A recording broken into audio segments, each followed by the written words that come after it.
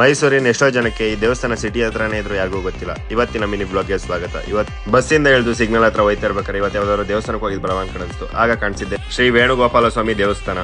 ಮುಂದೆ ಕನ್ಸ್ಟ್ರಕ್ಷನ್ ನಡೀತಿತ್ತು, ಅದನ್ನ ನೋಡ್ಕೊಂಡು ಒಳಗಡೆ ಬಂದ್ವಿ. ಒಳಗಡೆ ಹೋದ್ರೆ ಇದು ಮೈಸೂರ ಇಲ್ಲ ಅನ್ಕೊಂಡ್ರೆ ಬೇರೆ ಯಾವ್ದಾದ್ರು ಪ್ಲೇಸ್ ಬಂದಿದೀವಿ ಅನ್ನೋ ಫೀಲು. ಅಷ್ಟು ಸಖತ್ತಾಗಿತ್ತು ದೇವಸ್ಥಾನ ಮಾತ್ರ. ಸಿಟಿ ಪಕ್ಕದಲ್ಲ ಇಷ್ಟು ಸಖತ್ತಾಗಿರೋ ದೇವಸ್ಥಾನ ಐತೆ ಅಂತ ಅನ್ಬಿಟ್ಟು ಯಾರಿಗೂ ಗೊತ್ತಿರ್ಲಿಲ್ಲ. ಅಲ್ಲೊಂದ್ ಸ್ವಲ್ಪ ಹೊತ್ತಿದ್ದು ಮನ್ಸಿಗೆ ನೆಮ್ಮದಿ ತಗೊಂಡು ಅಲ್ಲೂ ದೇವ್ರನ್ನ 10K ಆಗಂಗ್ ಮಾಡಪ್ಪ ಅಂತ ಕೇಳ್ಕೊಂಡು ಅಲ್ಲಿಂದ ಆಚೆ ಬಂದೆ. ತಿಂಡಿ ಮಾಡಿರ್ಲಿಲ್ಲ, ಡಿಫ್ರೆಂಟ್ ಆಗಿ ಏನಾದ್ರು ತಿನ್ನವ ಅನ್ಕೊಂಡ್ಬಿಟ್ಟು ಬಳ್ಳಾಳ್ ಸರ್ಕಲ್ ಹೋದೆ. ಅಲ್ಲಿ ಸಿಕ್ಕಿದ್ ದೋಸೆ ನೋಡಿ, ಎಲ್ಲಾ ಕಡೆ ಪಲ್ಯನ ನಾರ್ಮಲ್ ಆಗಕ್ ಕೊಟ್ರೆ ಇಲ್ಲಿ ಡಿಫ್ರೆಂಟ್ ಆಗ ಕೊಟ್ಟಿದ್ರು. ಸಖತ್ತಾಗಿತ್ತು ಮಾತ್ರ. ಇನ್ನು ಡಿಫ್ರೆಂಟ್ ದೋಸೆಗಳು ಸಿಗ್ತವೆ ಇಲ್ಲಿ. ಹೋಟೆಲ್ ಡೀಟೇಲ್ಸ್ ಬೇಕು ಅನ್ಕೊಂಡ್ರೆ ಕೇಳಿ, ಅದ್ರ ಮೇಲೆ ಒಂದ್ ವಿಡಿಯೋ ಮಾಡಾಕವ.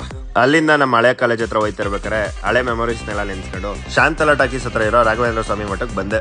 ಇವತ್ತಲ್ಲಿ ಆರಾಧನೆ ಆದ್ರಿಂದ ಅಲ್ಲೂ ದರ್ಶನ ತಗೊಂಡು ಆಶೀರ್ವಾದ ತಗೊಂಡು ಹೋಗವ, 10K ಆಗಂಗ್ ಮಾಡಪ್ಪ ಅಂತ ಕೇಳ್ಕೊ ಹೋಗವ ಅಂತ ಅನ್ಬಿಟ್ಟು ಹೋದೆ. ಫುಲ್ ರಶ್ ಆಗಿತ್ತು. ಅಲ್ಲೇ ಕಿಟಕಿಯಿಂದಾನೇ ದರ್ಶನ ತಗೊಂಡು ಅಲ್ಲಿಂದ ವಾಪಸ್ ಹೊರಟೆ. ಅಲ್ಲೇ ಒಂದ್ ಸೋಡಾ ಕುಡ್ಕೊಂಡು MBS ಹೋಗಿ ಅಲ್ಲಿಂದ ಕ್ಯಾಂಪಸ್ ನ ಹತ್ತಿ ಊರಿಗೆ ಬಂದೆ.